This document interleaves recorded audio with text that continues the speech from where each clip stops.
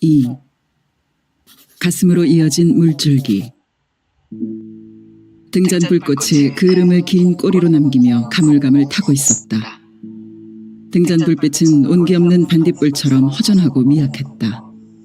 그 불빛은 세 사람이 넉넉하게 자리 잡기에도 비좁은 방 안 어둠을 사르는 것도 힘겨운 듯 싶었다.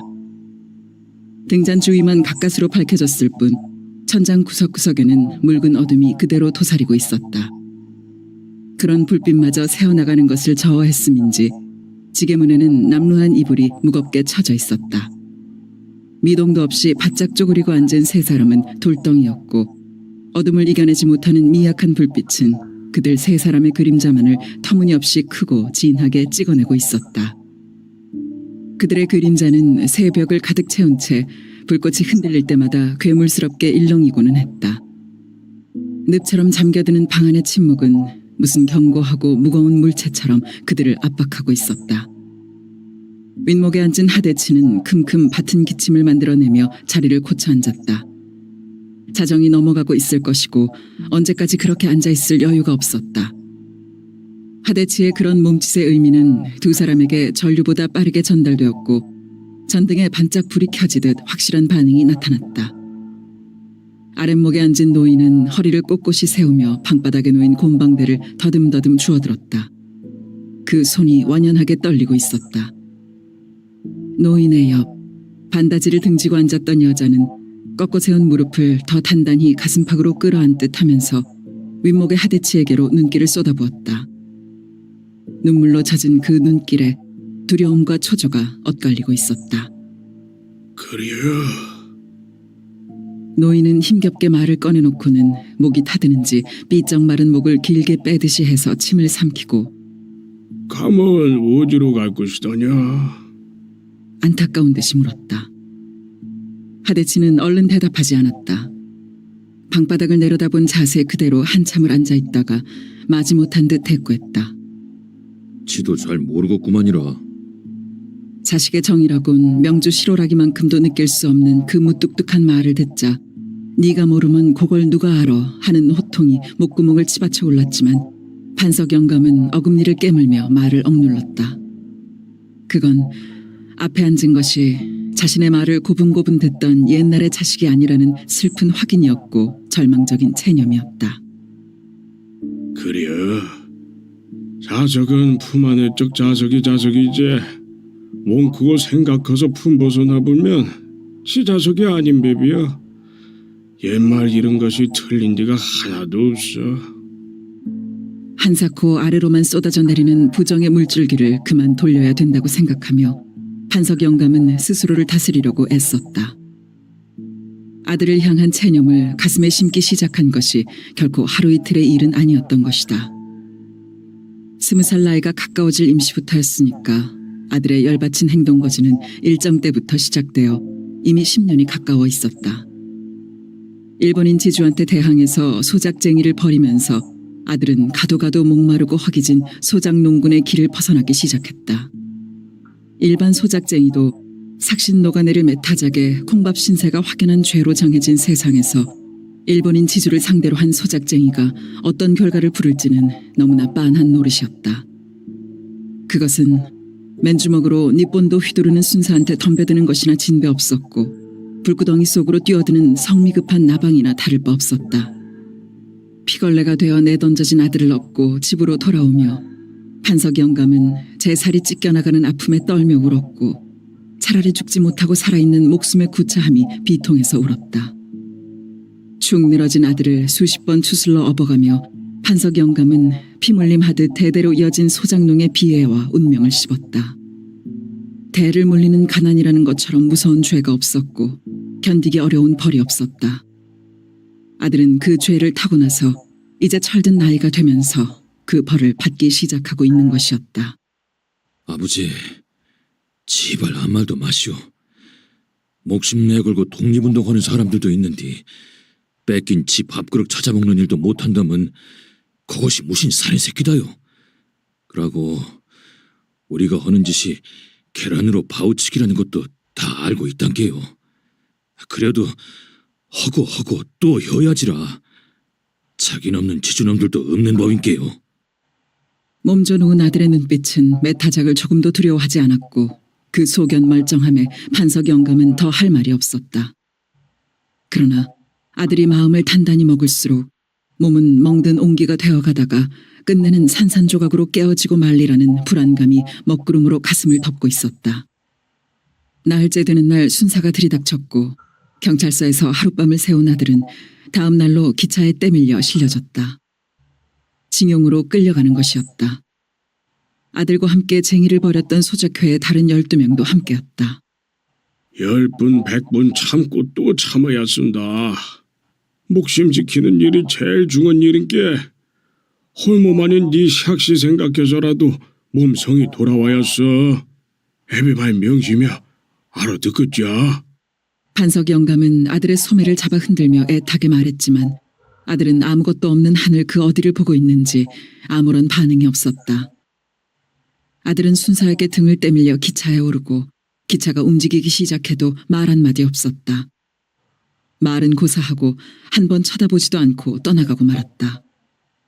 기차가 산구비를 돌아갈 때까지 맞바람이 통하는 가슴으로 서 있던 판석 영감은 저것이 옛날 자식이 아니구나 하는 생각이 불현듯 떠올랐고 그 최초의 깨달음은 아들이 자신에게서 한정도 없이 멀어져가는 거리감을 느끼게 했다. 그것은 장성한 자식의 모습을 확인하는 대견함도 있었지만 그러나 자식을 잃어버리는 것 같은 허전한 상실감이 주는 슬픔이 더 컸다. 그것은 자신의 가슴 저 밑바닥에 깔려있는 씻겨지지 않는 죄의식이 고개를 드는 탓인지도 몰랐다. 그려 다 이 못난 애비 죄여. 이 애비 원망을 속 풀릴 때까정이여. 건디 불쌍한 내 새끼야. 네 팔자는 애비를 원망한다고 풀리는 것이 아니여. 피 타고 남수로 매듭 맺힌 한인디 그걸 어찌었을 거나. 한은 맺히기만 했지 풀리는 것이 아닌 게 한인법인디. 그건 풀라고 발사심하면 할수록 헝클어진 실구리 멘치로 얽히고 설키다가 충당에는 찜미엉끄정 끊어먹는 법인디. 판석 영감의 뇌리에는 아버지의 기억이 예리한 아픔으로 찡하게 떠올랐고 그 기억을 몰아내듯이 그는 고개를 설레설레 저으며 기차가 사라져간 산구비에서 시선을 거두었다. 요리 밤중 채비를 해야 할 마치 행편이 다급하게 되었냐. 판석 영감은 굳이 대답을 듣자고 하는 말이 아니었다. 그건 아들에 대한 일종의 힐책이었다. 이끼 송한 놈들아. 열흘을 못 채우고 요리 야반도주를 할 신세밖에 못 대먹은 것들이 그래 험하게 사람들 목숨을 해치다니. 천하의 몹쓸 놈들. 판석 영감은 이런 말을 대신하고 있었다. 아들은 그런 자신의 마음을 아는지 모르는지 미동도 하지 않았다. 도무지 자신의 자식이라고 믿어지지 않을 만큼 변해버린 아들을 판석 영감은 침침한 불빛 속으로 물끄러미 건너다 보았다. 북해도 탄광으로 여기저기 비행장을 닦는 데에 5년여를 끌려다니다가 해방과 함께 돌아온 아들은 이미 마음이 변해 있었다. 판석 영감은 그 사상에 깊이 물든 아들의 마음은 충분히 이해했지만 그 물불을 가리지 않는 행동은 이해할 수가 없었다. 그래야 형편이 다급하면 떠야지. 판석 영감은 입을 가리고 장기침을 하고는 인자 떠나면 살한 일을 다시 볼란지 모르겠다.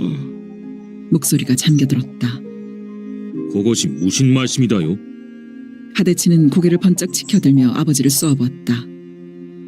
아니요, 그냥 하는 소리요. 내 나이 생각하고 그냥 하는 소리요. 판석 영감은 예사로운 듯이 말하며 아들의 시선을 피해 눈을 내리감았다. 오래 안 걸릴 것이구만요. 금세 돼지 볼 것인께 아무 걱정 마시오. 아들은 낮은 음성이었지만 다부지게 말했다. 그러나 판석 영감은 전혀 그 말을 믿지 않았다. 나라가 금하는 일을, 그것이 제 아무리 옳고 바르다고 해도 나라와 맞서 이기는 것을 보지 못했던 것이다. 그건 판석 영감이 70평생을 통해서 겪어온 경험이었다. 동학난이 그러했고 일정대 독립운동이 그러했다. 니는 이름 때 헌이라고 그리 드시게 사는갑다. 큰 대에 다스릴치. 애시당초 가당찮은 이름이었지. 너가 할아버지의 택없는 욕심이었는데 그 이름에 그대로 붙인 나가 더 큰 잘못을 저지른 것이요. 하대치는 판석 영감의 말을 제지하며 문 쪽으로 바싹 다가앉았다. 그리고 한쪽 귀에 손바닥을 오목하게 만들어 붙이고 밖으로 신경을 모았다. 그때 밖에서 이름 모를 새소리가 2번 들렸다. 하대치는 잽싸게 문에 처진 이불을 약간 들치고 신호를 보냈다. 풀국, 풀국. 그건 의심할 여지 없는 풀국새 소리였다. 하대치는 튕기듯 일어섰다. 그때까지 돌덩이처럼 앉아있던 여자가 따라 일어섰다. 하대치의 아내 들몰댁이었다. 갈 길이 급한 게 나서지 말어. 불 끄고. 하대치는 싸늘하게 아내의 배웅을 막았고 불 끄기를 기다리지 않고 자신이 허리를 굽혀 단숨에 불을 꺼버렸다. 마실 댕겨 오댔기. 금세 올 것인게. 하대치는 먹물 같은 어둠 속에다가 불쑥 이 말을 던지듯 하고는 방문을 차고 나갔다. 그가 토방으로 내려서는데 헛간 쪽에서 2개의 그림자가 마당을 가로질러 왔다. 그들의 등에는 그다지 커 보이지 않는 짐이 매달려 있었다. 싸게 드세. 하대치는 낮게 말하며 그들의 앞장을 섰다. 그들은 살인문을 버리고 집을 끼고 돌아 어둠이 밀집해 있는 대숲으로 들어섰다. 그들이 빠른 걸음을 옮기는 데 따라 바닥에 쌓인 대이파리와 죽순 껍질들의 서걱거리는 소리가 대숲의 농도 짙은 정적을 흔들었다. 사태가 어찌돼 가는고? 하대치가 대숲을 벗어날 즈음에 입을 열었다. 주력 부대가 깨져버렸단 말이오. 뒤따르는 그림자의 침울한 대꾸였다. 그리고 그들은 더 말이 없이 길을 낮춰가며 길을 피해 동네를 벗어나고 있었다. 판석 영감은 곰방대에다가 꽁꽁 담배를 재었다. 성냥을 득 그어 담배에 불을 붙이려다가 그때까지 윗목에 그대로 서 있는 며느리를 의식했다. 아가, 인자 입을 걷어내고 건너가서 눈잠 붙이러 가와. 판석 영감은 며느리에게 미안하고 면목이 없어 이 말조차 하기가 거북스러웠다. 며느리는 소리 없이 문에 처진 이불을 걷어냈고 조심스럽게 문을 밀치며 아버님, 주무시시오. 하고는 방을 나섰다. 그 음성이 여느 때 없이 풀죽고 물기 젖어 있어서 판석 영감은 무어라 대꾸할 말을 찾을 수가 없었다. 평소 같았으면 잘 자거라나 편히 쉬라고 했겠지만 지금의 정황으로는 전혀 필요한 말이 아니었다. 판석 영감은 벽에 등을 부리고 앉아 곰방대를 뻑뻑 소리나게 연거푸 빨아댔다. 그리고 담배 연기를 가슴속 깊이 깊이 빨아들였다. 오롤이 맺힌 회한과 주체할 수 없는 서러움으로 미어질 것만 같은 가슴을 담배 연기로나마 적시지 않고는 견딜 수가 없었다. 판석 영감은 원래 벌교 사람이 아니었다. 그의 고향은 나주였다. 그의 아버지는 나주벌의 대지주 송진사 댁의 대를 물리는 가복이었다. 그런데 그의 아버지는 가복이라는 미천한 신분에 어울리지 않게 그를 깨치고 있었다.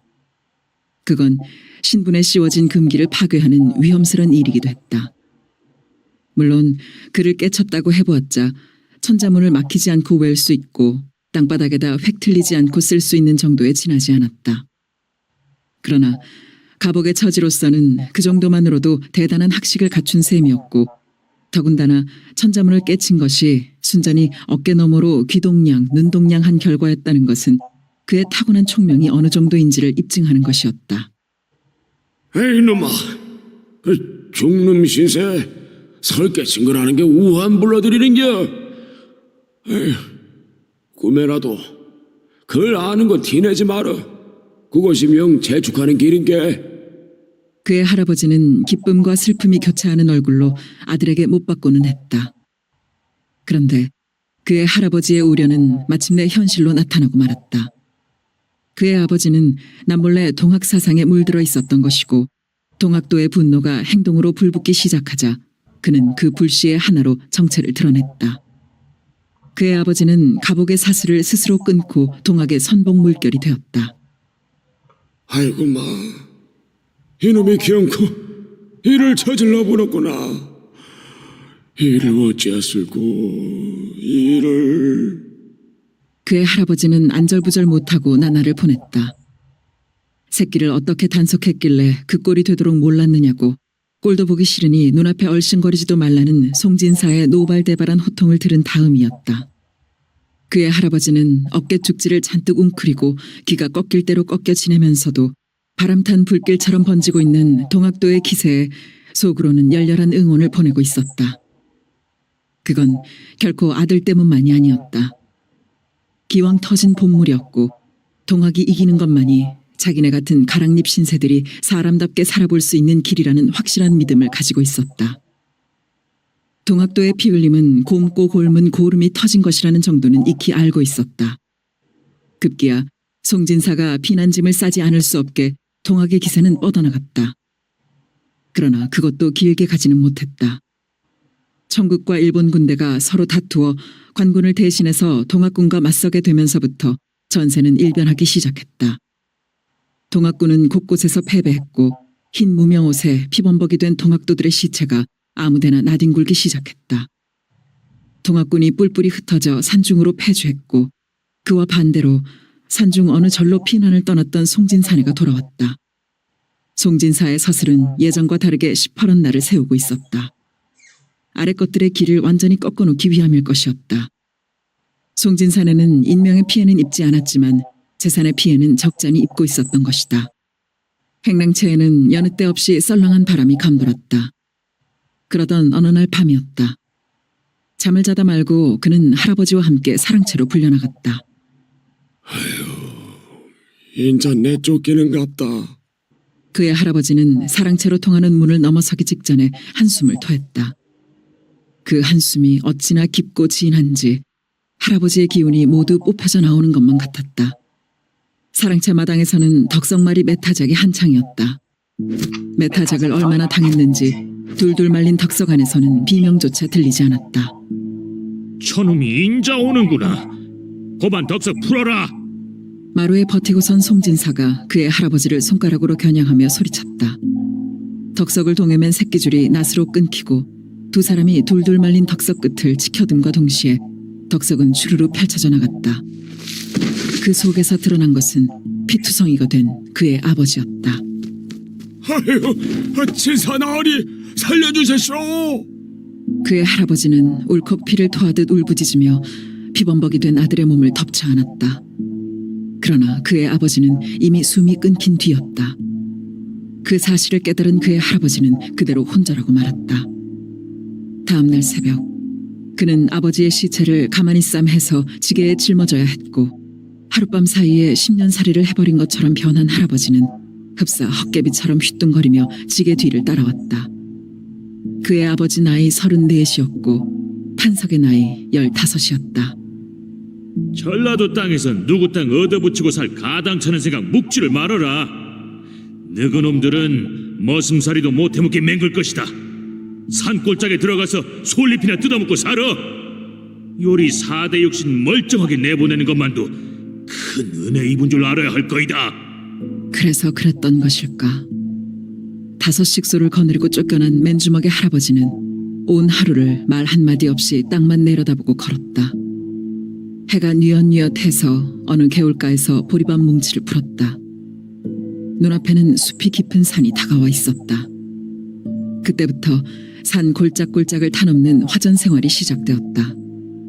그의 할아버지는 일을 하려고 길을 썼지만 무슨 중병이라도 깊이 아는 듯 식은 땀만 쏟을 뿐 기운을 쓰지 못했다. 그리고 벙어리가 되어버린 듯 말도 하지 않았다. 어찌어찌 1년을 살아내고 그의 아버지 제삿날이 찾아왔다. 양반, 고숭악한 놈들, 새풀이 맨키로 징하고 징한 놈들. 그가 제상에 절을 하고 물러섰을 때 할아버지가 내뱉은 말이었다. 그건 할아버지가 실로 1년 만에 처음으로 한 말이었는데 할아버지는 그 말을 칡뿌리를 질겅질겅 씹는 것처럼 했던 것이다. 그는 섬뜩한 기분이 들어 얼른 할아버지를 쳐다보았다. 할아버지는 향이 타오르는 푸른 연기를 넋놓고 바라보고 있었는데 이상하다 싶게 주름살 투성이의 여인 볼이 심하게 실룩였다.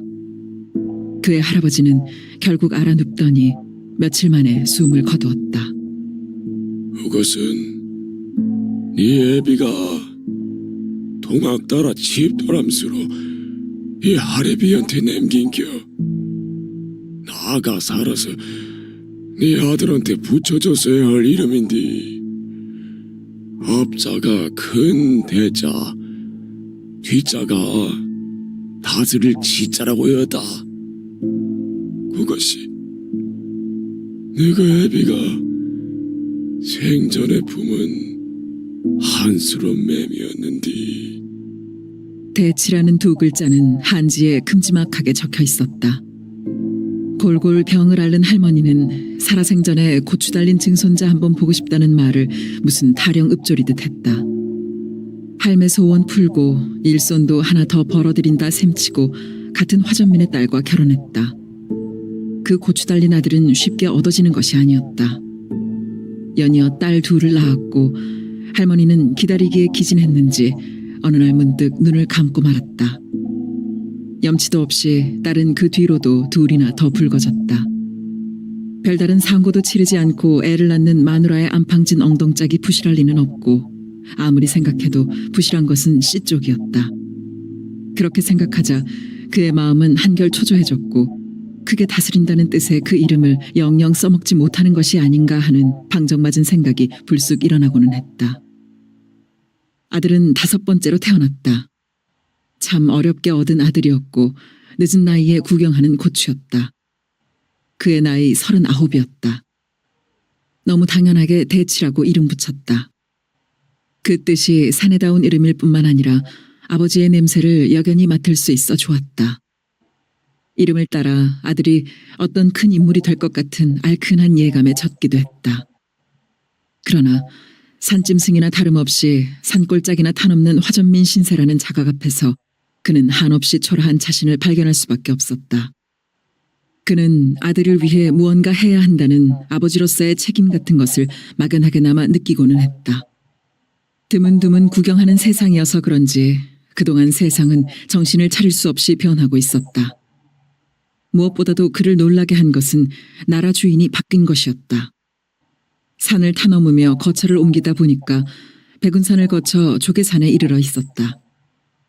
그는 산채 말린 것을 한직에 가득 쥐고 쌍암장에 나갔다가 벌교 소식을 듣게 되었다. 중도라는 일본인이 포구에 20리가 넘는 방죽을 막아 논을 만드는 간척 사업을 벌이고 있는데 대대적으로 사람을 모은다는 것이었다. 그런데 그 조건이라는 것이 귀에 솔깃했다. 노임은 따로 지불하고 공사가 끝나면 소작농을 우선적으로 배당한다는 것이었다. 그는 국밥이 식는 줄도 모르고 골똘한 생각에 빠져 있었다.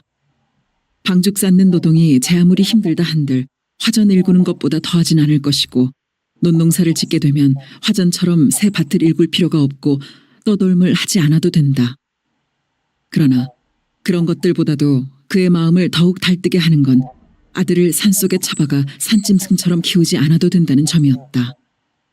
전깃불이 번쩍번쩍하는 읍사무소가 있는 곳, 아니 양반이고 산것에 차등을 두지 않고 그를 가르치는 학교라는 것이 있는 곳, 그런 별천지에 뿌리 내리고 살면서 아들을 사람답게 키우고 싶었다.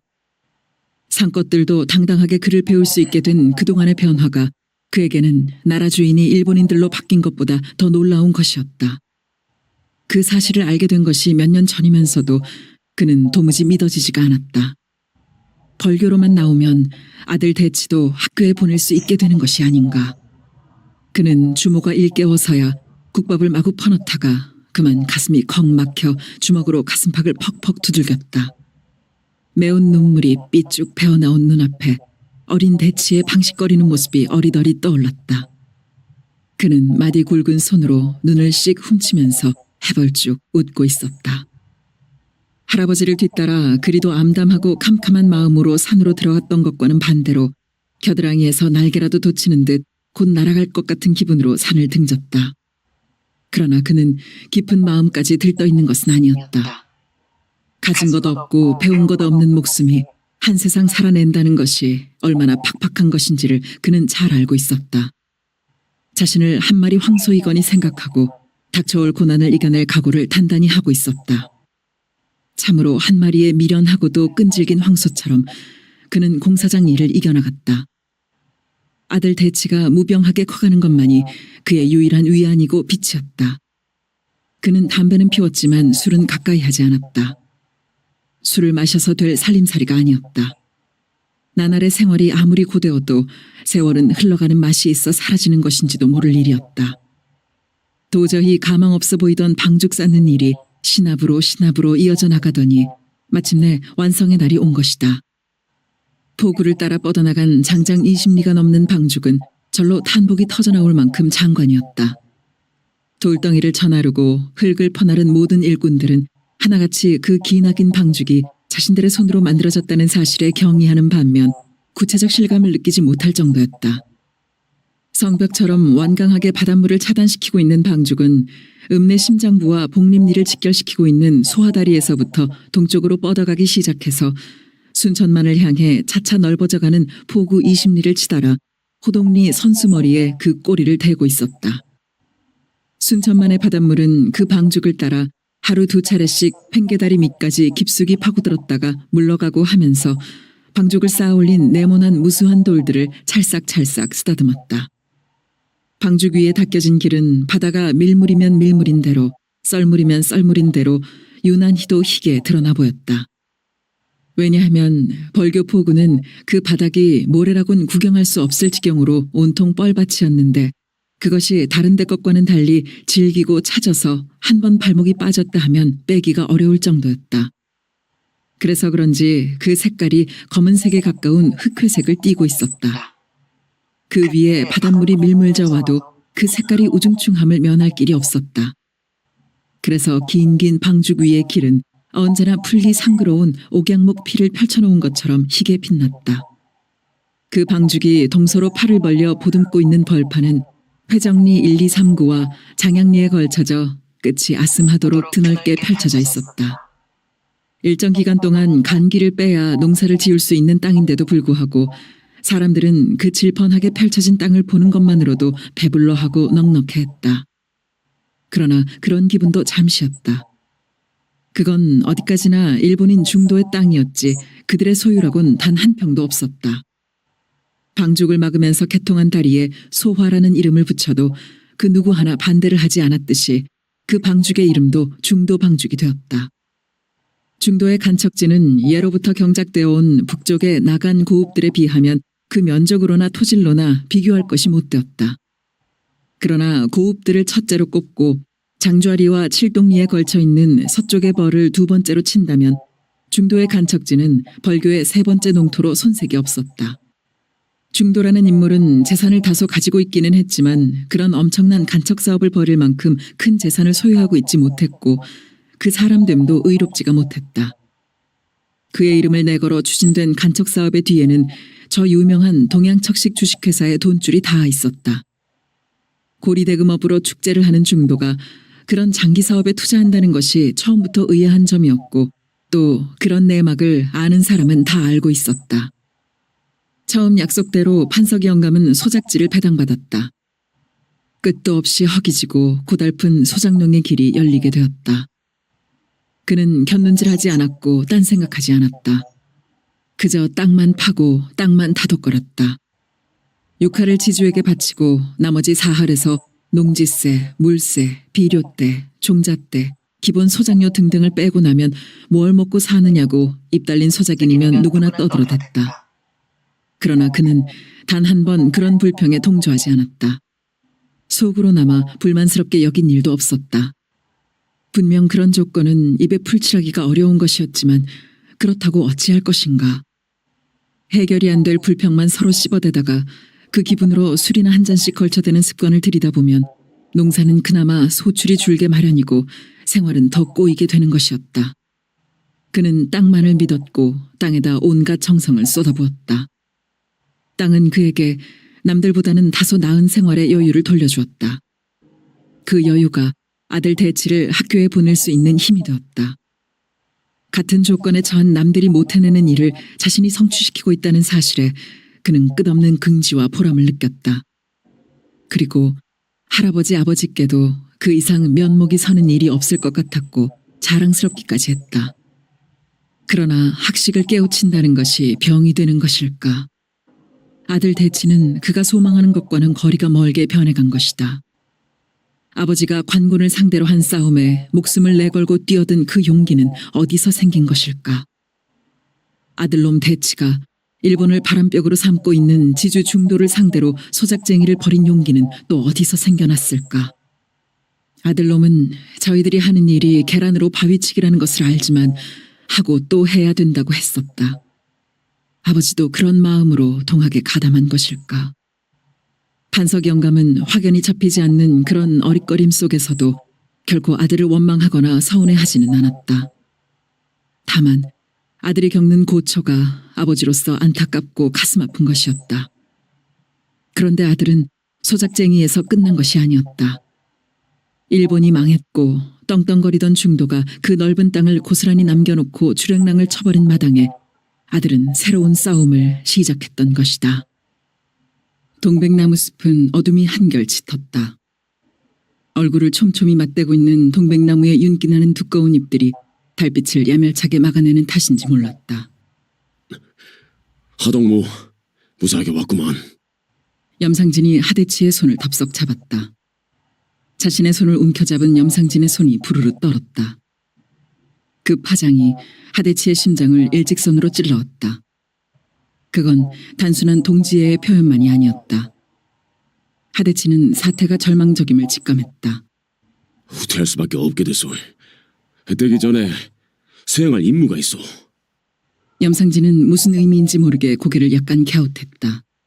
무언가를 주저하는 태도였다. 하대치는 그런 것에 신경 잘게 쓰지 않았고 상황이 어느 정도인지도 묻지 않았다.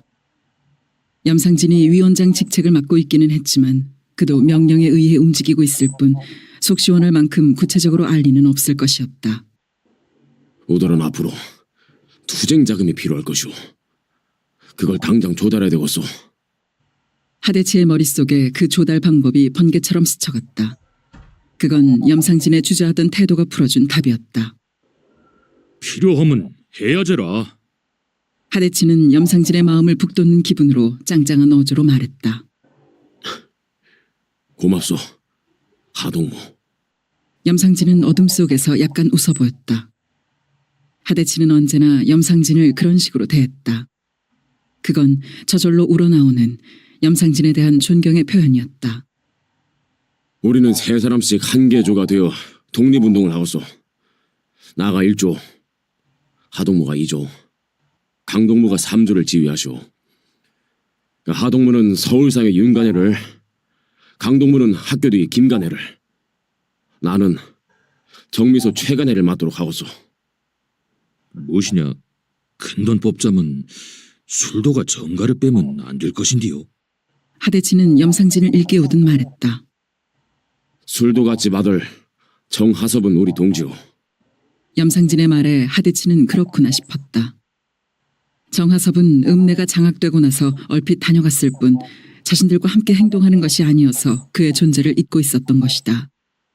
그 정하섭 동무를 봐서 술도가집을 매주는 게 아니오. 우리가 손대지 아니하도 정하섭 동무가 틀림없이 자금 조달을 하게 될 것이오. 염상진은 불필요한 오해를 막기 위해 설명을 첨가시켰다. 그렇겠구만이라. 하대치는 염상진의 치밀한 계획에 충분히 수긍이 갔다. 그리고 위원장과 정하섭 사이에는 무슨 연락이 되고 있는지도 모른다고 생각했다. 한다 하는 지주로서 화를 면한 곳도 술도가집이었다. 잠시 얼굴을 내비쳤던 것이 자기네 집을 다치지 않게 하기 위해서였는지도 모른다는 생각이 하대치의 머리를 뒤늦게 스쳤다. 그 작전은 1시간 이내에 완료하고 2시간 이내에 그 고읍들 끝머리 옥산 입구 선앙당에 집결토록 하겠소. 그 현찰이나 금반지 같은 거 모두 줬소. 자금 조달이 목적이니 절대로 살상은 없도록 하시오. 불가피한 경우를 빼고는. 아무는 전과 동일. 자, 출발합시다. 염상진이 흡소리가 나도록 숨을 크게 들이쉬며 일어섰다. 그의 껑충한 키가 어둠 속에서 쓸쓸할 정도로 커 보였다. 하대치는 자신보다 곱절은 커 보일 것 같은 염상진의 머리끝을 올려다보며 그는 아무래도 이런 일에만은 어울리지 않는다고 생각했다. 조심하시시오.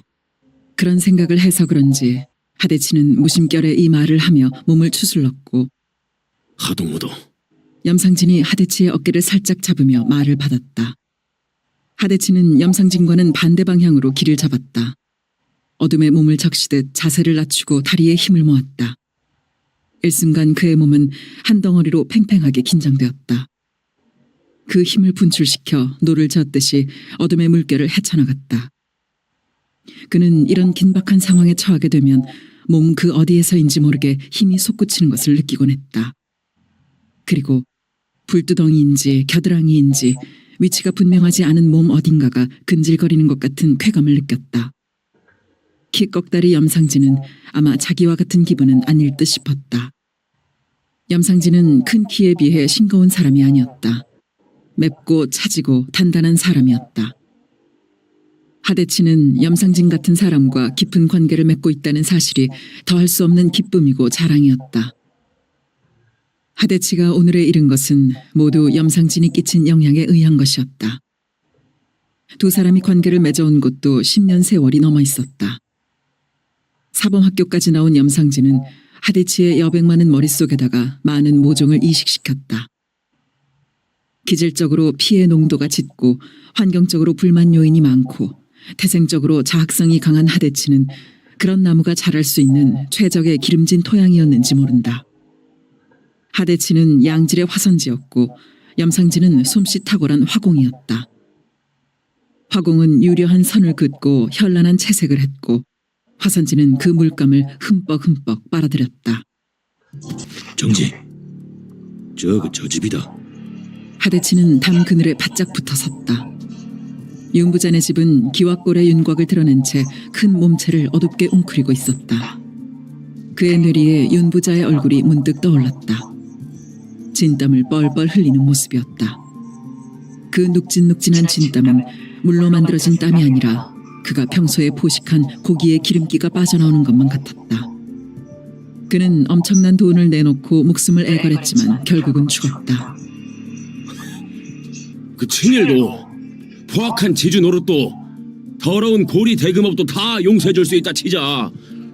그 짓을 하고도 살아남길 바라다니 저 짐승만도 못한 놈! 위원장 염상진의 처형 결정이 떨어졌다. 윤부자의 그 짓이란 모르는 사람이 없었다. 근동 소작인들에게 고리로 돈을 빌려주고는 도저히 갚지 못하게 된 집의 딸을 범하는 것이었다. 그것이 내 처녀에 이르렀고 그는 범한 처녀들을 소실로도 들어앉히지 않았다. 그는 난간이 없는 소하다리 한가운데서 눈을 감아야 했다. 하동무, 얼굴을 어쩔 게라? 뒤에서 복면을 하느냐고 묻고 있었다. 하대치는 순간적으로 생각했다. 아직 읍내는 자신들의 손아귀에 들어있는 셈이지만 날이 새면 달라지게 될 것이었다. 단순한 강도로 위장시키는 게 좋을 것 같았다. 그런데 왜 그 치밀한 염상진이 이 점을 지시하지 않았을까? 그만큼 사태가 위급에 처해 있는지도 모른다. 하대치는 한 줄기 차가운 긴장이 찌르르 심장을 찔러오는 것을 느꼈다. 싸게 얼굴 가리고 행동 개시. 하대치는 목에 감긴 삼배 수건을 풀어 복면을 지었다. 그리고 담 그늘을 타고 앞으로 내달았다. 그의 작달막한 키는 거의 땅에 붙다시피 해서 더욱 작아 보였다. 뒷담을 넘었다. 문단속은 철저하게 되어 있었다. 변을 당하고 난 다음이니 당연한 결과였다. 하대치는 안방마루로 서슴없이 올라섰다. 뒤따르는 두 사람이 각기 칼을 들고 마당 쪽을 경계했다. 문 열어. 싸게 문 열어. 하대치는 격자문을 툭툭 치며 예사 크기의 목소리로 말했다. 그러나 그 소리는 밤의 정적을 큰 파문으로 깨고 있었다. 마당 쪽을 경계하고 있던 두 사람은 그런 돌발적 상황에 화다닥 놀라며 동시에 그를 돌아보았다. 하대치는 부하들에게 안심하라는 손짓을 해보였다. 잠 깼으면 싸게 문 열어. 하대치의 말투는 방 안의 동정을 환히 알고 있다는 투였다. 누군데요? 하대치의 예상은 그대로 적중하고 있었다. 문단속을 그렇게 철저하게 한 사람들이 그 정도의 큰 목소리에 잠을 깨지 않을 리가 없었던 것이다. 요런 밤중에 찾아올 사람이 누구겠어? 싸게 열어. 문골이 벗겨지는 소리를 들으며 뒤를 돌아본 하대치는 두 부하가 복면을 벗어버린 것을 발견했다. 그들은 하대치의 태도를 보고 복면이 필요 없다고 판단한 것이었다. 하대치가 윤간의 식구들에게 노린 점이 바로 그것이었다. 그는 부하들에게 빨리 복면을 하라는 손짓을 해보였다. 빨갱이가 무섭긴 무선 모양이구만. 말 한마디에 문을 척척 따진 거 보니까 싸게 돈이고 금반 주고 다 꺼내야. 하대치는 방으로 뛰어들면서 강도로 돌변했다. 우험해, 요일을 어쩔 거나. 윤과 마누라는 칼끝을 피해 벽 쪽으로 밀리며 속았다는 탄식을 물었다. 으짜기는 뭘 으째. 싸게 돈만 내. 하대치는 칼을 바싹 뒤밀었다. 금매 말이요. 빨갱이 놈들한테 사람 뺏기고 돈거정 다 뺏긴 거 모르고 오셨는 게라. 윤과 마누라는 예사 배짱이 아니었다. 목에 칼끝이 닿아 있는 경황 중에서도 능청스런 거짓말을 꾸며대고 있었다. 그건 돈 많이 가진 자의 탐욕스러움이 그대로 드러난 어처구니 없는 대담성이었다. 하대치는 그 기름기 많은 굵은 목줄기에 칼을 푹 박아버리고 싶은 신경질적인 충동을 느꼈다. 요런 참년. 세 살은 무슨 쎄빠질 세 살이야. 모가지 팍 털어내 불기 전에 말 들어. 하대치는 칼끝에 힘을 모아 윤과 마누라의 목덜미를 약간 찌르듯 했다. 우험해, 음니. 윤과 마누라는 뻣뻣이 굳어졌다. 인자 푹 쑤셔볼까. 하대치는 칼을 휙 소리가 나도록 지켜들었다.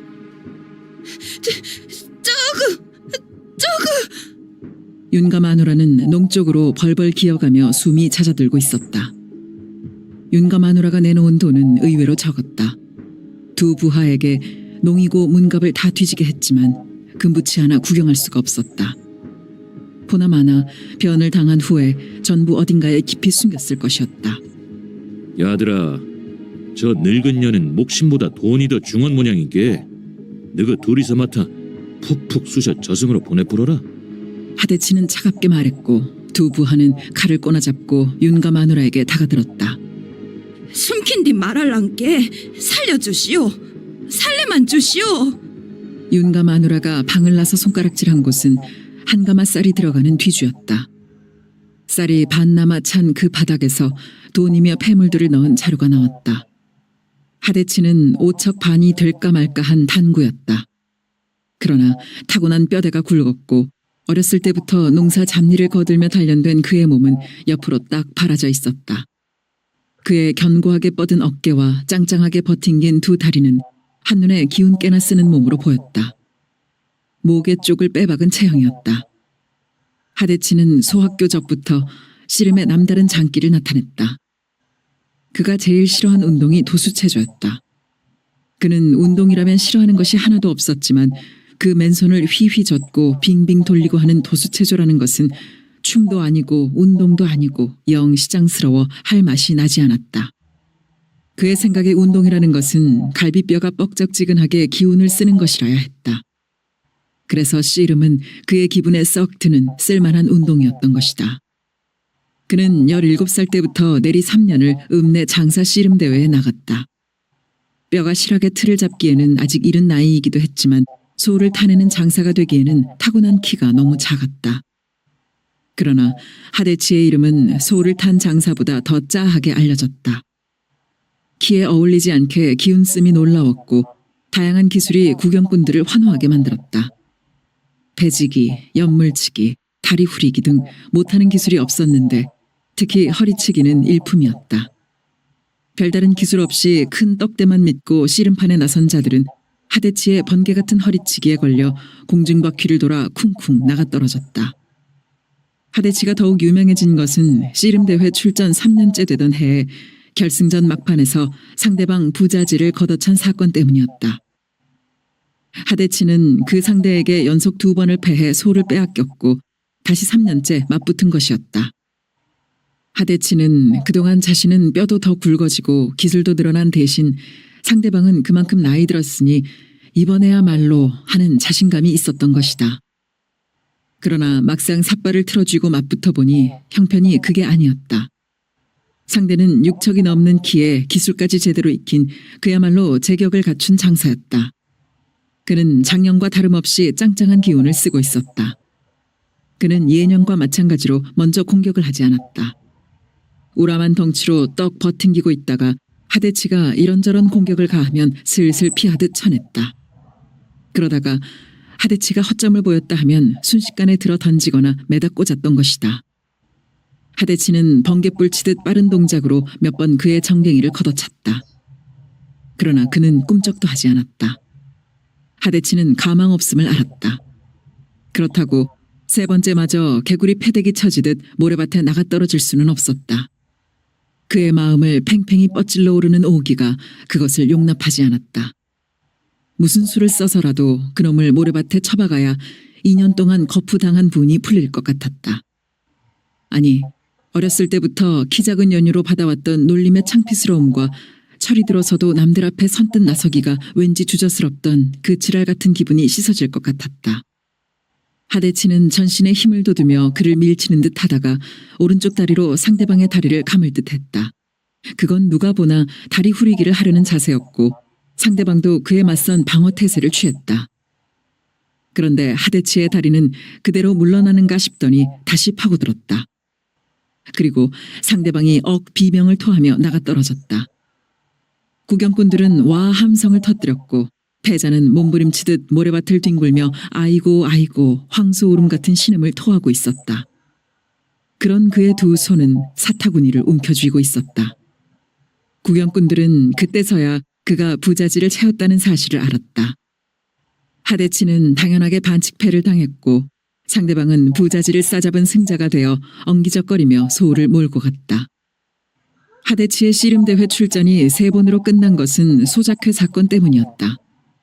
일본인 지주 중도를 상대로 쟁의를 벌였다가 강제징용에 끌려가 5년여를 혹사당하고 돌아왔을 때는 이미 나이가 들어 있었다. 뿐만 아니라 힘자랑을 하고 싶을 만큼 그의 정신은 풋과일이 아니었다. 일본 식민 정치는 소작회 같은 모임을 철저하게 불법화하고 있었고 그런 모임에 가담했거나 연루되어 검거된 사람들은 반국가적 공산주의자로 취급되었다. 그러나 그런 종류의 모임은 상호 유대관계는 없었으나 전국적으로 은밀하게 뿌리내리고 있었다. 하데치가 속했던 소작회를 이끌었던 사람은 바로 염상진이었다. 그는 사범학교를 나오고서도 교편을 잡지 않고 농사를 지었다. 일본놈 정신을 가르쳐야 하는 선생질을 하는 것은 일본놈 순사나 군인이 되어 독립군을 잡아 고문하고 뒤쫓으며 총질하는 것과 똑같이 앞잡이 노릇하는 용서받을 수 없는 죄를 짓는 것이기 때문에 그는 농사를 짓는 것이라고 했다. 그가 사범학교를 다니게 된 것도 순전히 아버지의 강압에 의한 것이었다. 하데치의 눈에는 그는 아는 것이 너무도 많았고 모르는 것이 하나도 없는 것 같았다. 사범학교까지 나온 사람이 삼복더위에도 나무 그늘에 앉아 느긋한 목청을 뽑아대는 매미 팔자와 다를 게 없는 선생질을 마다하고 그 굳고 험한 농사일을 작정했다는 것만으로도 하데치는 염상진을 우러러볼 수밖에 없었다. 염상진은 용한 점쟁이가 점을 치듯이 하데치가 하고 싶어하는 말을 골라내어 대신하고는 했다. 다 똑같은 사람끼리 어찌 차등이 있어야 되겠느냐. 모든 사람이 공평하게 한 번 태어나고 한 번 죽듯이 이 세상 모든 사람은 다 똑같은 것이다. 양반이 따로 없고 상놈이 따로 없다. 양반의 피가 따로 있고 상놈의 피가 따로 있는 것이 아니다. 그건 양반이란 것들이 저희들 좋게 지어낸 새빨간 거짓말이다. 마찬가지로 지주라는 것도 따로 없고 소작인이란 것도 따로 없다. 지주라는 것들이 소작인은 대대로 소작인이 될 수밖에 없도록 소작법을 악질적으로 만들었기 때문에 지주는 영원히 지주로 떵떵거리고 소작인은 영원히 소작인으로 배를 곪게 된다. 그 많은 소작인들이 비참한 생활을 면하고 모두 평등하게 살려면 어떻게 해야 하겠느냐. 봐라. 양반이란 것들은 그 많은 백성들의 피를 빨며 배를 불리다가 나라를 빼앗겼고 다시 일본 놈들과 작당해서 일본 놈들의 보호를 받으며 같은 민족을 짐승 취급하고 있다. 일본 놈들보다 더 나쁜 놈들이 그 놈들인지 모른다. 일본 놈들을 이 땅에서 몰아내고 지주 놈들을 없애는 것은 한몫에 해야 될 일이다. 염상진은 어느 때 한 번 음성 높이는 일 없이 차분차분하게 말하고는 했다. 그런 염상진의 말은 무언가 갑갑한 몽울로 가득 차 있는 하데치의 가슴을 한 줄기 시원한 바람이 되어 어루만졌고 암담하게만 여겨지는 앞길을 열어주는 것 같은 한 줄기 밝은 빛이 되어 쏟아졌다. 염상진은 어느 특정한 장소에서 그런 말을 하는 것이 아니었다. 지게를 지고 걸어가며 새를 보는 논둑에서 소에게 풀을 뜯기는 풀밭에서 예사로운 이야기하듯 했다. 나중에서야 한 일이지만 그것은 시간을 아끼기 위해서가 아니라 순사들의 눈을 속이기 위해서였다. 그리고 중도를 상대로 쟁의를 일으키기 전날 밤에야 비로소 하대치는 염상진을 따르고 믿는 사람이 자신뿐이 아니라는 사실을 알았다. 거기에 모인 12명은 염상진만을 개별적으로 상대해 왔던 것이다. 그러나 마음과 뜻은 하나같이 맞아들었다. 그들은 징용에 끌려가는 것으로 끝났지만 염상진은 재판을 받아 2년이나 징역살이를 치러야 했다. 출감을 하고 며칠이 지나 그의 집에는 징집 영장이 날아들었는데 염상진은 이미 자취를 감춘 뒤였다. 그는 이런 사태를 예견했던지 집에서 하룻밤을 자고는 다음날 나가 그 길로 소식이 끊기고 말았다. 그리고 해방이 되기까지 3년 가까운 세월 동안 그림자 한 번 비추지 않았다.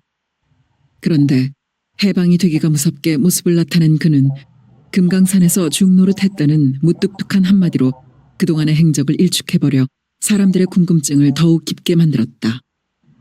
하대치와 염상진은 5년 만에 서로를 끌어안는 감격적인 해후를 했다. 그때 염상진이 격한 어조로 터뜨린 첫마디가 하동무였다. 하대치 일행은 횡계다리에서부터 북쪽으로 펼쳐진 고읍들을 향하여 바쁜 걸음을 옮겼다.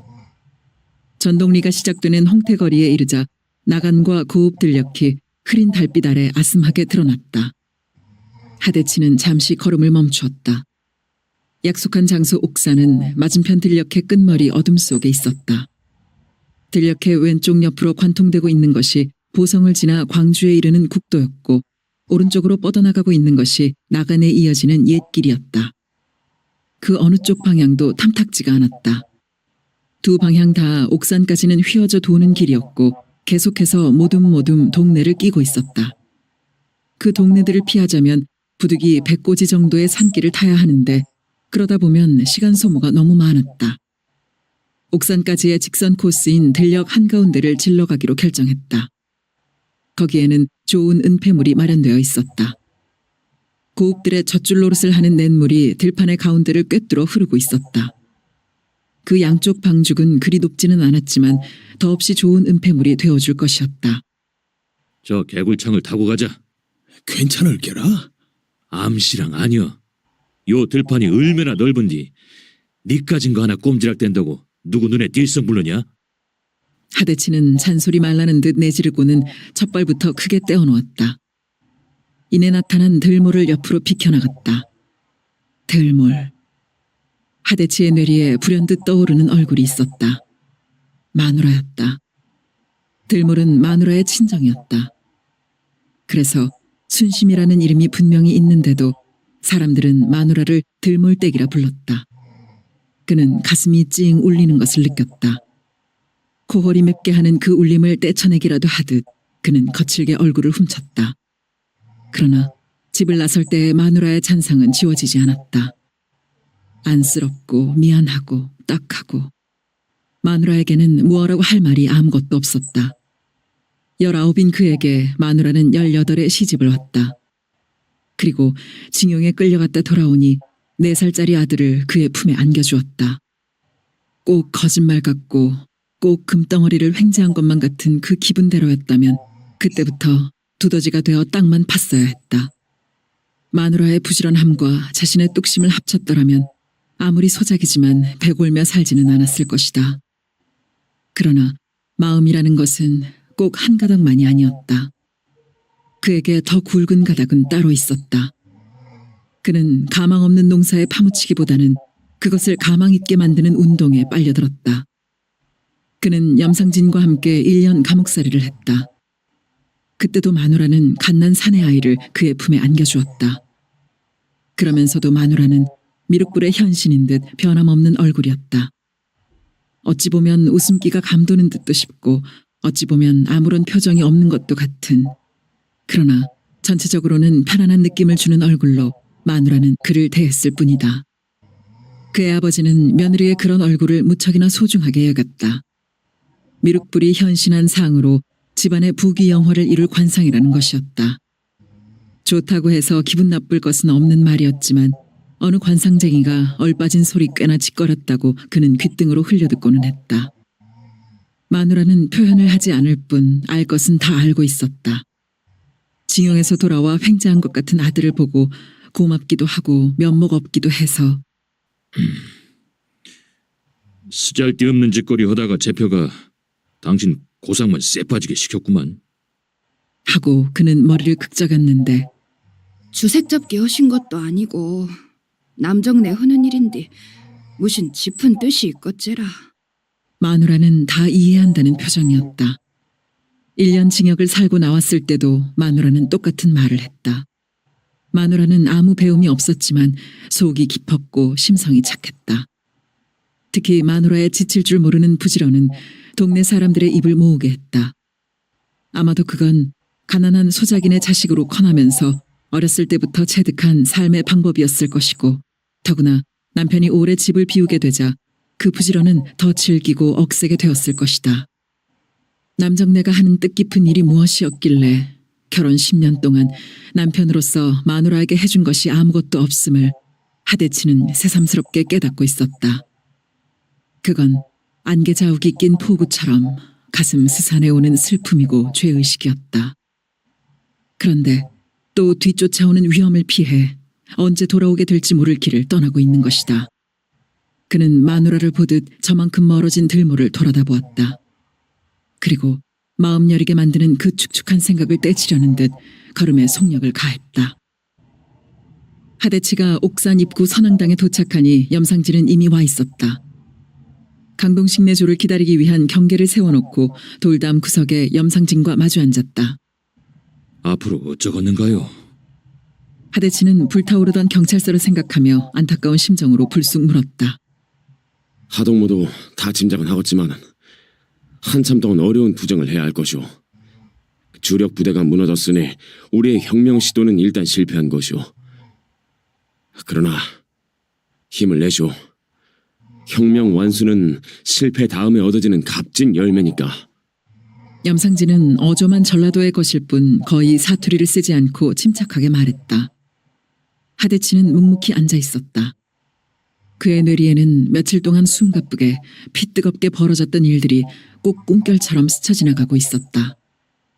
경찰들이 그렇게 허망하게 도망할 줄은 몰랐고 경찰이 없는 세상에 지주며 유지라는 것들이 또 그렇게 맥을 못 쓸 줄을 몰랐었다.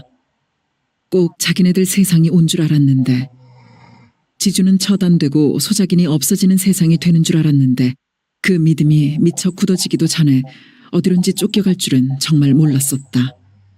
저거 강동무조가 오는 것 같구만이라. 염상진과 하대치는 건너편으로 눈길을 던졌다.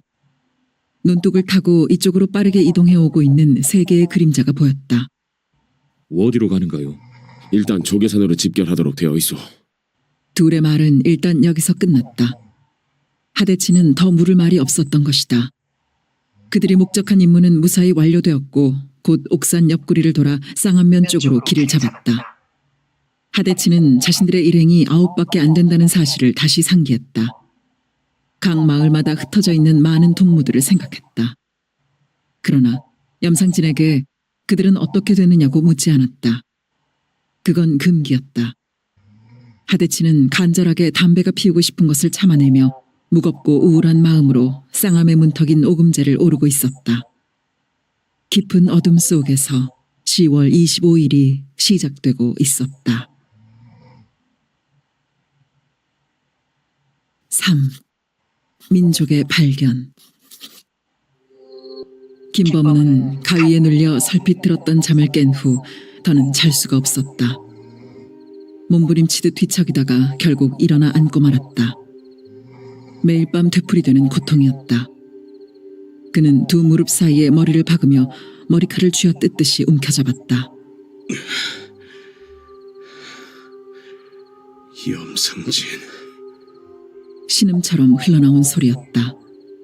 그의 기진맥진한 의식을 염상진은 줄기차게 따라붙으며 괴롭히고 있었다. 그날 이후 그의 의식은 예리한 칼질을 당한 것처럼 무수한 가닥으로 갈갈이 찢겨졌고 그 가닥이나마 감추리려고 안간힘 하다 보면 어느새 염상진이 불쑥 나타나 마구 헝클어 놓고 말았다. 승패가 자명한 그 싸움에 시달리며 시름시름 죽어가고 있는 자신을 보고 있었다. 불면의 밤, 1초 1초를 넘길 때마다 몸속의 피가 한 방울씩 말라드는 것 같은 고통에 그는 신음했다. 매일 밤을 그렇게 보내다 보면 언젠가는 하얗게 표백된 껍질만 남은 죽음을 만나게 될 것만 같았다. 희게 박제된 허수아비 꼴의 죽음이 두려운 게 아니라 그 과정을 견뎌내기가 두려웠던 것이다. 그렇게 죽는 것보다 차라리 염상진이 휘두르는 몽둥이에 얻어맞아 팔이고 다리고 뚝뚝 부러지고 피 철철 흘리며 단숨에 죽고 싶었다. 그러면 염상진의 체세포 하나하나, 아니 뼛속 깊이까지 사무친 원한과 증오도 어느 정도는 풀릴 것 같았다. 그러나 염상진이란 사나이는 그렇게 감정적이고 단순하고 직물적이지 않았다. 김범우는 머리칼을 움켜잡았던 손을 풀었다. 그리고 느리게 손을 뻗쳐 담배를 집어 불을 붙였다. 심호흡을 하듯 담배 연기를 깊게 빨아들였다. 2번, 3번. 그의 혼란한 의식이 안개에 젖듯 여릿여릿 혼미하게 흔들렸다. 잠시 불투명하게 바뀌는 가벼운 최면 상태의 아늑함에 젖어 손가락 사이에 끼워진 담배를 멍하니 바라보았다. 어둠 속이어서 그런지 담배 끝에 매달린 불꽃의 색깔이 갓 피어난 아침꽃의 색깔처럼 싱싱하고 선명했다. 그는 무슨 예시처럼 그 두 가지 색깔이 지니는 공통점을 문득 깨달았다. 그건 생명감이었다. 불꽃, 타오르는 불꽃이 지니는 생명감. 그는 서둘러 담배를 입에 물고 깊게 빨아들였다. 그러나 그는 연기를 삼키지 않았고 두 눈동자는 빨갛게 타드는 담뱃불에 고정되어 있었다. 그 투명한 밝음과 싱싱한 색깔로 타는 불꽃에서 그는 염상진을 보고 있었다. 불꽃을 물고 타는 한 개비의 담배. 어쩌면 그건 바로 염상진인지도 모른다. 불꽃이 타오르는 정열로, 불꽃이 타오르는 생명력으로 자신이 신념하는 세계를 위해 타오르는 사나이. 그러나 불꽃이 다 타고 나면 무엇이 남는가? 그건 회색빛 제일 뿐이다. 그것만큼 완전한 허무가 또 어디 있을까? 그것은 불꽃의 현란한 생명력 때문에 더 완전한 허무가 되는 것이다. 염상진은 이 사실을 알고 있을까? 아니, 이런 발상부터가 뿌리 박힌 부르주아 근성이라고 일축해버릴지 모른다. 과연 인생이란 건 무언가? 그 유한할 수밖에 없는 삶. 어쩌면 담배 한 개비의 길이밖에 안 될지 모르는 과정을 살아내는 최선의 방법은 무엇인가? 염상진이 태우는 불꽃, 그건 사회주의 혁명 완수일 것이다. 염상진. 김범우는 또 신음하듯 염상진의 이름을 내며 새 담배에 불을 붙였다. 어디선지 가을벌레 우는 소리가 가늘면서도 예리한 음향으로 울리고 있었다. 그 음향에는 가을의 우수와 정막이 실려 있었다. 그 소리가 유난히 가슴 깊이 감겨오고 슬픈 허망감이 뭉클 솟는 걸 느끼며 김범우는 쓸쓸히 웃었다. 집을 도망쳐 나와 이렇게 살아있음의 의미가 무엇인지 그는 끝없이 서글프기만 했다. 범우, 빨리 피하게. 자네 춘무장 어르신은 몰라도 자네의 안전까지 내가 보장할 수는 없네. 자네한테 이런 말 미리 하는 것은 우정 때문이 아니네. 그날 밤 꼭 귀신처럼 느닷없이 나타난 염상진은 그 느닷없음과 똑같이 아무 설명 없이 이렇게 말했던 것이다. 김범우는 가슴이 쿵 무너지는 것과 동시에 그 말뜻을 알아차렸다. 공산당 활동이 불법화되면서 염상진은 체포되어 1년형을 살고 나왔다. 그 다음부터는 잠잠하게 지내는 것 같았다. 그런데 금년 3월에 남한만의 단독정부 수립을 위한 선거 실시가 공포되고 그 준비가 본격화되자 좌익계 반대 폭동이 전국적으로 극렬하게 일어났다. 그때 염상진은 지하 조직화되어 있던 부하들을 이끌고 경찰서를 습격했다. 그 실패로 7개월 동안 자취를 감추었던 그가 밤중에 느닷없이 나타난 것과 그 말하는 품의 당당함으로 보아 일이 벌어져도 크게 벌어졌음을 직감할 수 있었다. 형님, 무슨 말이오? 앉아서 차근차근 좀 말해보시오. 짐작만으로 될 일이 아니었다. 김범우는 염상진의 옷소매를 잡아 끌었다. 나 그럴 시간은 없네. 간단하게 말해서 마침내 혁명의 날이 왔네. 이번에는 먼저 번 같은 것이 아니라 군인들과 힘이 합쳐진 결정적인 것이네. 그러지 말고 오늘 밤중으로 피하게. 내 말 우습게 알고 문기적이다가 체포되면은 그때 난 모르네. 이만 가네. 염상진은 눈빛을 번쩍 빛내고는 획 돌아섰다. 김범우는 그의 팔을 틀어잡았다. 체포되다니요. 그게 무슨 말입니까? 자네가 그걸 몰라서 묻는 것인가? 혁명에 필수적으로 따르는 숙청을 말이오. 김범우는 염상진의 냉담한 말투에서 핏빛 살기를 느꼈다. 체포, 혁명, 숙청. 그런 단어 탓만이 아니었다. 염상진의 수염이 까칠하게 돋은 견고한 얼굴, 떼국에 저은 옷, 그런 것들이 한꺼번에 풍겨내고 있는 살기였다. 그런데 어찌 우리 아버님은 괜찮다는 겁니까? 나 바쁘다니까. 염상진은 김범우의 손을 뿌리쳤다. 김범우는 비척하며 놓친 팔을 다시 붙들었다. 형님, 말해야 합니다. 날 그리 못 믿겠으면 아버님 모시고 함께 피해. 염상진은 경멸적인 웃음을 입가에 차갑게 물고 있었다. 못 믿는 게 아니고 나는 안 되고 아버님은 괜찮은 게 이해가 안 되는 겁니다. 자네가 알 턱이 없지. 그것은 인민이 정하는 기준이니까. 염상진은 김범우의 손을 뿌리치고 나갔다. 그는 더 이상 염상진을 붙들 기력이 없었다. 자네한테 이런 말 미리 하는 것은 우정 때문이 아니네. 염상진의 말이 귀청을 찢을 것처럼 왕왕왕 울려대고 있었다. 그 말뜻을 동시 해득할 수가 없었다. 우정 때문이 아니라면 그럼 무슨 공적 때문인가? 언제라고 한번 자신이 그들의 일을 도운 적이 있었던가? 그런 일은 전혀 없었다. 그동안 자신이 취해왔던 언행은 직접은 아닐지라도 간접적으로 방해가 되었으면 되었지 도움은 주지 않았을 것이다. 그와의 교부는 20년이 넘는 세월에 걸쳐 있었고 자신은 언제부터인지 모르게 그를 형님이라 호칭하게 되었던 것이다. 그런데 그는 굳이 우정 때문이 아니라고 못 받고 있었다. 우정 때문인 탓에 그는 그것을 부인하려는 것은 아니었을까. 혁명의 적으로 마땅히 숙청해야 될 존재를 사사로운 정분에 의해 피신시킨다는 것은 분명 죄악일 터였다. 그래서 그는 스스로 죄의식을 느끼지 않을 어떤 명분을 찾아내고 우정이 아님을 강조한 것은 아닐까. 그러나 그 명분이 객관적 힘이 없다는 것은 자네의 안전까지 나가 보장할 수는 없네. 내 말 우습게 알고 문기적이다가 체포되면은 그땐 나는 모르네. 한 그의 말이 충분히 입증하고 있었다. 그러면 아버지의 안전을 보장할 수 있는 객관적 명분은 어떤 것인가?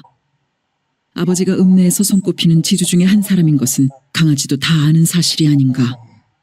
그건 인민이 정하는 기준이니까. 김범우는 다시 원점으로 돌아왔다. 인민이 정하는 기준, 그건 넘어설 수 없는 난해한 벽이었다. 그리고 인민이라는 단어는 야릇한 불안감을 몰아왔다. 김범우는 서둘러 안채로 갔다.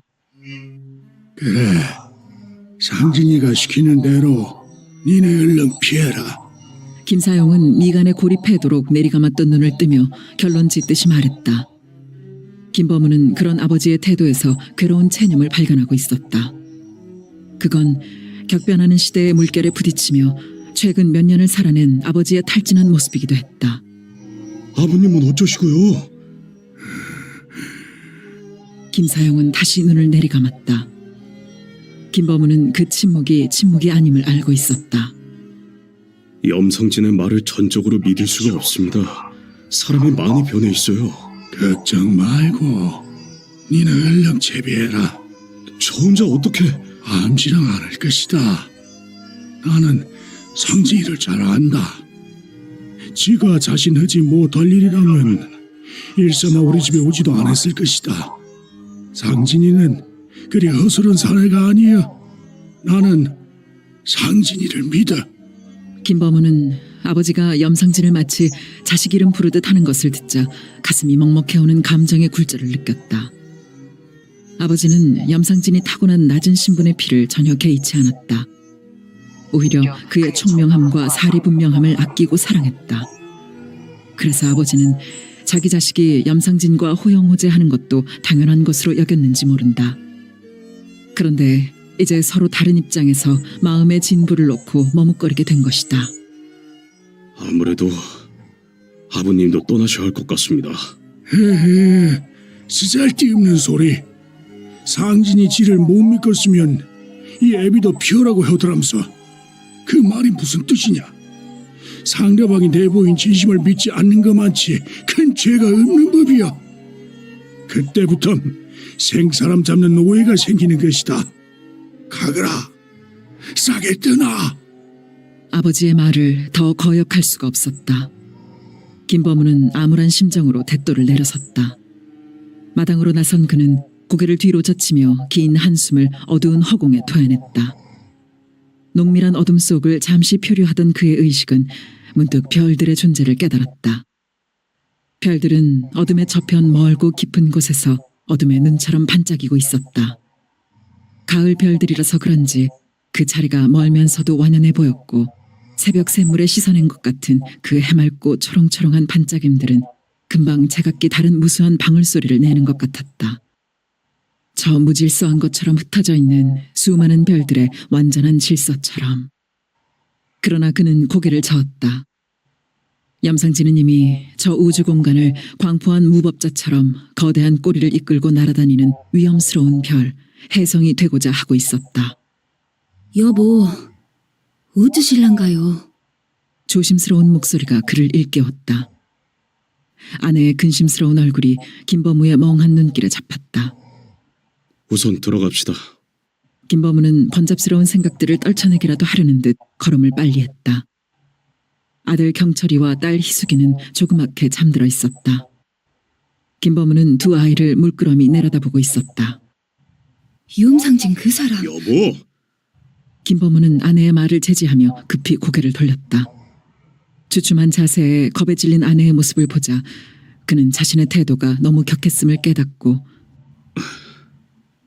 여보, 당신은 박한 일을 신경 쓸 거 없소. 눈치껏 알아차리고 그때그때 마음에 새기면 돼요. 한 가지 명심할 것은 마음에 있는 소리를 절대로 입 밖에 내지 말라는 것이요. 이 시끄럽고 불안한 시국에 입단속 잘못했다간 엉뚱한 화를 입게 될지도 모르니까. 가능한 한 따뜻한 어조로 말했다. 아내는 죄스러운 눈빛으로 고개를 떨구었다. 김범우는 다시 두 아이들 쪽으로 고개를 돌렸다. 그 조그만 것들의 잠자리에 함께 잠들어 있는 평화를 보았다. 그 새근거리는 숨소리, 꾸밈이 없는 평온한 얼굴, 거기에 깃들어 있는 안온한 시간과 공간이 가장 진정한 순금의 평화가 아닐까 싶었다. 그런데 그 평화가 어른들의 각기 다른 욕심 사이에서 언제 깨어질지 모를 위기에 처하고 있었다. 김범우는 첫 아이를 갖고 며칠이 지나 우연히 아이의 눈을 들여다본 일이 있었다. 그 티끌 하나 없이 깊고 맑은 눈동자는 한마디로 경이었다. 아, 이것이 바로 진짜 사람의 모습이구나.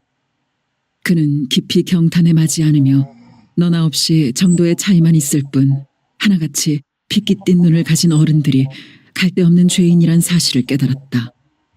그건 자신을 포함한 모든 성장한 인간에 대한 혐오이기도 했다. 김범우는 천천히 팔을 뻗쳐 두 아이의 손을 차례로 감싸 잡았다. 작은 조가비 같은 손에 흐르는 따스한 체온이 찡하니 심장을 울려왔다. 학병에서 돌아오자마자 그는 결혼을 독촉하는 아버지의 성화에 시달려야 했다. 학병 기간을 남들과는 달리 유별나게 거치는 동안 그의 의식은 넝마처럼 만신창이가 되어 있었다. 해방이고 뭐고 그는 삶의 의욕을 거의 상실하고 있었다. 그러나 그 절망감이 아버지의 성화를 어느 기간까지 유보시킬 수 있는 설득력을 지닌 것이 아님을 그는 알고 있었다. 더구나 아버지의 주장은 너무나 당연한 것이기도 했다. 형 범준이 독립운동에 가담해서 집을 떠나버린 것이 15년이 넘었고 아버지는 손자를 보지 못한 채 70고개에 마주 서 있는 형편이었다. 김범우는 아무런 감동 없이 결혼이라는 절차를 밟아 한 여자와 잠자리를 같이 하게 되었다. 두 자식이 태어날 때마다 기쁨보다는 비애에 가까운 서글픔이 일어나고는 했다. 그건 그 생명들의 장래를 어둠으로 예감하는 연민 탓이었다. 서방님, 채비 다 끝났는데요. 밖에서 이 말이 들리자마자 김범우는 자리에서 일어섰다. 나오지 말고 애들 잘 살피시오. 따라 일어선 아내는 원망스러운 얼굴을 떨구었다. 김범우는 아버지가 정한 거처인 대박골 문서방집을 향해 20리 밤길을 걸어야 했다. 다음 날 오후 밤을 예비하는 10월의 스산한 바람결이 대이파리 사이사이를 흐르고 비껴쬐는 열기 잃은 햇살이 무수하게 많은 대이파리의 미세한 떨림 위에서 그 수효만큼 많은 빛의 조각으로 부서지고 있는 것을 하염없이 바라보고 있던 김범우는 헐레벌떡 뛰어든 문서방으로부터 읍내 소식을 들었다. 서방님, 작은 서방님, 읍내에 생나기가 터져버렸구만요. 어저께 밤에 좌익 시상이 되어버렸으라. 순사는 다 도망가 버리고 빨갱이들 속에 경찰서가 불타고. 문서방, 아버님은 어찌 되셨소? 김범우는 가슴이 걷잡을 수 없이 벌떡거리는 걸 억누르기라도 하듯 소리쳤다. 어르신네요? 갑자기 말을 제지당한 문서방은 영문을 알 수 없다는 얼굴로 잠시 멀뚱해졌다가 어르신네요? 아유, 암시랑도 아니에요. 하며 안도하는 웃음을 천진하도록 지어 보였다. 모사하시단 말이오? 하원이라 되게 편히 기신단께요. 문서방은 답답하다는 듯 목청을 더두었고 알겠소. 하며 김범우는 허물어지듯 평상에 주저앉았다. 작은 서방님, 어디 아프신게라? 얼굴이 또 죽을 상인데. 문서방이 창백해진 김범우의 얼굴을 들여다보며 당황해했다. 아니요, 금방 괜찮으실 거요. 조금 있다가 읍내 이야기나 차근차근 들어봅시다. 야, 허고 말고라. 참말로 간에 콩알만 해지는 무선 귀경거리더만요. 문서방은 머리를 절레절레 흔들며 돌아섰다. 문서방의 두서없고 잡다한 이야기 중에서 뼈대를 간추리면 좌익 사상을 가진 군인들이 반란을 일으켰고 거기에 민간인 지하 조직이 합세한 것이었다. 그건 어젯밤 염상진이 했던 말과 일치했다. 그리고 경찰들이 후퇴를 하지 않을 수 없었다면 그 세력 또한 염상진의 말 맞다나 무시할 수 없는 정도인 모양이었다. 문서방은 그 반란이 어디서 시작되었는지조차 모르고 있었다. 다만 총을 쏘아대는 반란군들이 진트제를 넘어 읍내에 들어왔고 다른 부대는 조성 쪽에서 왔다고 했다.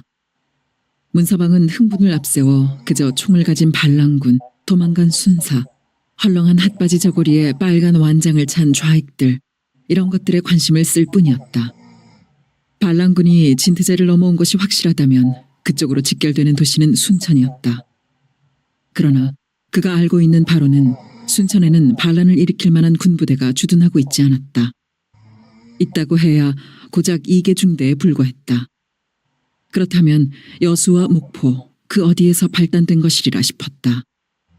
어쩌면 그 두 곳의 병력이 합세를 했는지도 모를 일이었다. 반란군이 진트제를 넘어 벌교를 장악했다면 순천은 이미 그들의 손아귀에 들어갔기가 십상이었다.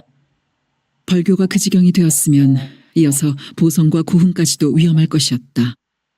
이런 추리를 해나가면서 그는 절망적인 기분에 빠져들었다. 해방이 되고 3년을 거쳐오는 동안 쉴 새 없이 일어난 사회 경랑과 정치적 사건들은 하나같이 민족의 운명을 불행 쪽으로 몰아붙이는 것들 뿐이었다. 그의 의식 속에서는 성난소가 끄는 수레바퀴처럼 그가 겪어내고 목격했던 수많은 사건들이 제각기 소리치고 냄새 풍기며 굴러가고 있었다. 그 격렬한 회전을 하는 사건들은 멀리로는 학병 시절에서부터 가까이는 금년 봄에 치른 단독 선거에까지 걸쳐진 것이었다. 그 기억의 수레바퀴는 한 번 구르기 시작하면 점점 가속도가 붙었고 그에 따라 그의 감정도 열도를 높이기 시작했던 것이다. 그의 감정은 걷잡을 수 없이 뜨거워지고 그 절정에서 그는 문득 현실이라는 절망의 벽을 만나고 그 순간 그의 뜨거워진 감정은 그만큼의 반대 온도로 일순간에 냉각되어 버리고 그 감정은 조각조각 깨지면서 그를 절망의 바다로 끝도 없이 밀어넣는 것이었다. 그는 마치도 주기적 발열을 보이는 열병을 앓듯 어떤 충격적 사건에 부딪히거나 극히 염려스러운 문제가 야기되면 곧 감정의 회전을 되풀이하고는 했다. 김범우는 숨을 몰아쉬며 회전을 시작하려는 감정에 제동을 걸려고 애를 썼다. 자신의 앞에 펼쳐진 현실은 전과 같은 절망의 벽이 아니라 죽음인 것처럼 느껴지고 있었다. 다음 날부터 정신 바짝 차린 문서방이 가져오는 소식을 대하며 김범우는 절망감에 휘말리고 있었다. 작은 서방님, 어르신네가 살아나셨구만요. 살아나셨다니까요. 문서방이 살인문을 차고 들며 숨이 넘어가고 있었다. 무슨 소리요, 문서방? 그게 무엇이냐? 이 민재판에서 김범우는 전신이 허물어지는 것 같은 허탈에 빠져 비칠비칠 주저앉으며 말했다. 자세히 얘기해 보시오. 그게 어르신 차례가 되었는지 웜에 참말로 환장하겠던 거. 어르신네는 두 눈 딱 감고 단상에 꼿꼿하게 쓰셨는지 누가 벌떡 일어남수로 소리 지르기를 김사용은 지주지만 인민의 적은 아니다. 큰아들 범주는 독립투사고 김사용은 독립자금을 댔다. 인민의 피를 제대로 쓴 것이다. 그것만이 아니라 큰아들 김범주는 해방되고 3년이 지난 지금까지 수식이 없다. 못할 말로 죽을 것이라면 조국 독립을 위해 하나뿐인 목숨을 바친 것이다. 그러고 지주 김사용은 자기들한테 진로 후하게 한 사람이다. 그건 시상이 다 아는 일이다. 그러니까 김사용은 숙청에서 빼야 한다고 하더란께요. 그 말을 위원장이 접수한다고 발표하고는 또 모인 사람들한테 어떻게 흘런가 묻더만요. 웜에 그때 사람 미치겠던 거. 근데 여기저기서 옳소 하는 소리가 터짐수로 박수를 안 치겠소. 웜에 나는 이때다 싶어 목구멍이 찢어져라 옳소 소리 지르고 손바닥에 떨어져 나가거나 박수를 쳤구만요. 그래서 어르신의 화를 면하시고 단상을 내려오시는데 지가 쫓아가 어르신을 부죽함시로 얼마나 죄스럽고 눈물이 나든지. 문서방은 목이 잠기며 눈물을 훔쳤다. 그런 문서방의 그지없이 착하고 선량함이 그의 가슴을 뭉클하게 했다. 고맙소, 문서방. 너무했었어요. 김범우는 애써 웃어 보이며 말했다.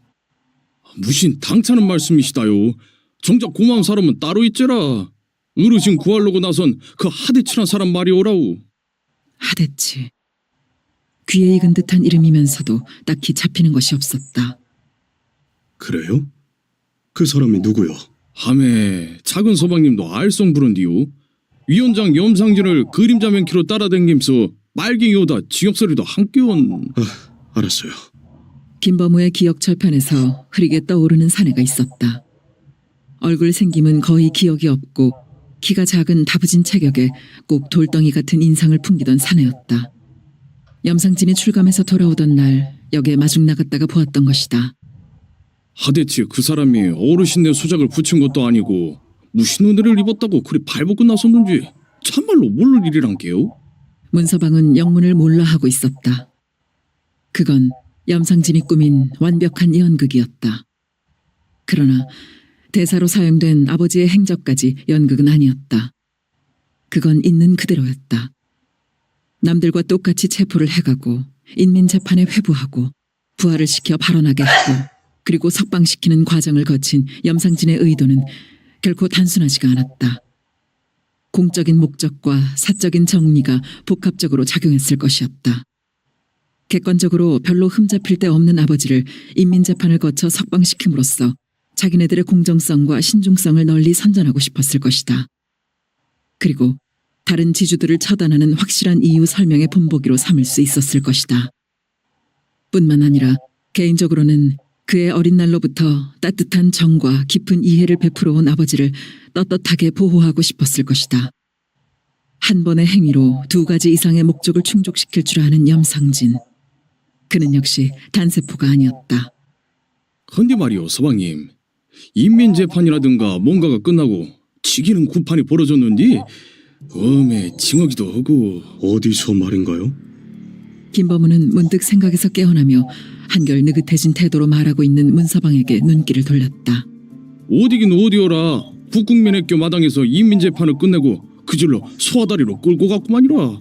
사람들이 벌떼맨키로 모였는데 사람들한테 귀경시키댔기 줄줄이 세워놓고 죽였단께요. 문서방도 그걸 구경했단 말이오? 하모니라 징어기는 혔어도 그건 돈 내고도 못할 좋은 귀경거리였는데요. 그게 무슨 소리요, 문서방? 남들은 죽어가는데 그걸 보고 좋은 구경거리라니. 김범우의 음성은 뜨거웠고 눈 가장자리에는 파르르 경련이 일었다. 좋은 귀경거리고 말고라. 쟤는 진대로 가고 공은 닦은 대로 간다고. 죽은 놈들이 평소에 없이 사는 사람들 아프고 시린만 몰라주고 행토 고역하게 해감서 배 터지게 먹고 살았으니까 그렇게 당해서 싸지라. 그것들이 하나씩 죽어 자빠지는디 시험크 잘됐다 시험크 잘되었다 하는 소리가 속에서 절로 솟기더만요. 그런 맘이 어디 나 혼자뿐이었을랍디요. 말을 안 했을게 그렇지 귀경은 전부가 다 똑같은 맴이었을 거구만이라. 문서방은 완전히 다른 사람으로 돌변해 있었다. 그의 눈은 증오로 타고 얼굴은 분노로 일그러져 있었다. 김범우는 하나의 악마를 보고 있었다. 아버지를 위해 눈물을 머금던 아까의 그 착하고 선량하던 모습은 간 곳이 없었다. 김범우는 섬뜩하게 끼쳐오는 두려움을 느꼈다. 문서방, 애썼어요.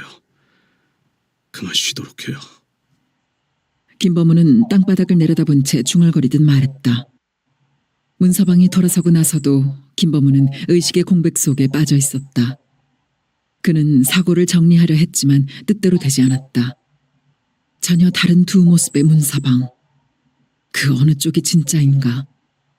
어떻게 한 사람이 그렇게 표변할 수 있는가? 그 어느 쪽이 진실인가?